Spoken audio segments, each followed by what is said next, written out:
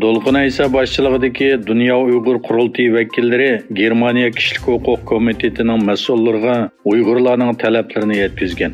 2-may kuni Dunyo Uyg'ur qurultiyi raisi Dolqun Aysa Dünya Uyghur Qurultiyi Berlin ishxonasining mudiri G'ayur Qurban va Dünya Uyghur Qurultiyi programma yetakchisi Zumrat Ay Uyg'ur qatorliqlar Germaniya Tashqi ishlar ministerligida Kishilik huquq komitetining mas'ullaridan Loisa Amtesberg xonim va uning yordamchisi bilan ko'rishib, Uyg'urlar masalasi to'g'risida suhbat olib borgan.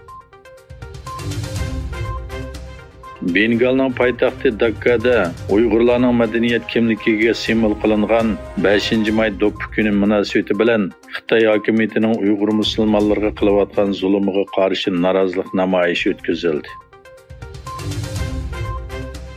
Türkiye Cumhurbaşkanı namzati Cumhuriyet Xalq Partiyasi lideri Kamal Kılıçdaroğlu Türkiye taraqqiyotinin texmi ilgirilishi va Türkiye Cumhuriyetlarining Yevropaga echilishi uchun Ipak yo'li savdo turini qo'llaydiganligini, ammo Xitoydan Turkistondagi zulmni to'xtatish sharti qo'ydiganligini e'lon qildi. U ommaviy taratquy savdo e'lon qilgan "Na Sharq, na G'arb, bu Türkiye yo'li" nomli videoda Xitoyga sözümüz bor, Turkistondagi zulmni to'xtatish shartini qo'yamiz, u yerdagi qonlarimiz va jonlarimizni taqdirga tashlab qo'ymaymiz dedi.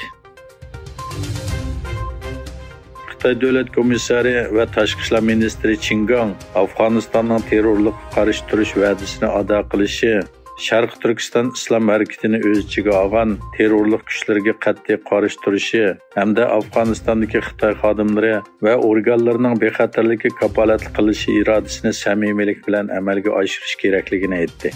Xabar qilinishicha, shanba kuni Pokistonning poytaxti Islomobodda Afg'onistonning vaqtli hukumatining muavin tashqi ishlar ministri Amirxon Muttaqi bilan ko'rishgan Qin Gang Xitoy bilan Afg'oniston tog' va daryolar bilan tutishadigan ikki do'stona qo'shni degan. Yaponiya bilan Koreya Xitoy ta'sirining kuchayishi va Shimoliy Koreyaning yadro tahdidi sababidan tarixiy masalalarni orqada qoldirib, munosabatini yaxshilamoqda. Yaponiya bosh ministri Kishida Fumio Koreya prezidenti Yoon Suk-yeolning martdagi ziyaratidan keyin Seulga bordi. Shunda qilib 12 yildan buyon tunji qitim davlat rahbarlari qatlamida o'zaro ziyorat amalga oshdi. Arab ellari ittifoqiga a'zo davlatlarning diplomatiya ministrlari 2011-yili a'zolik salohiyati to'xtatilgan Suriyaning ittifoqqa qaytib kelishiga qo'shildi. Iroq tashqi ishlar ministerligining bayonotchisi Ahmad Al-Saf Arab tashqi ishlar ministrlari yig'inida Suriyaning Arab ellari ittifoqiga qaytib kelishi to'g'risida kelishim hosil qilindi dedi.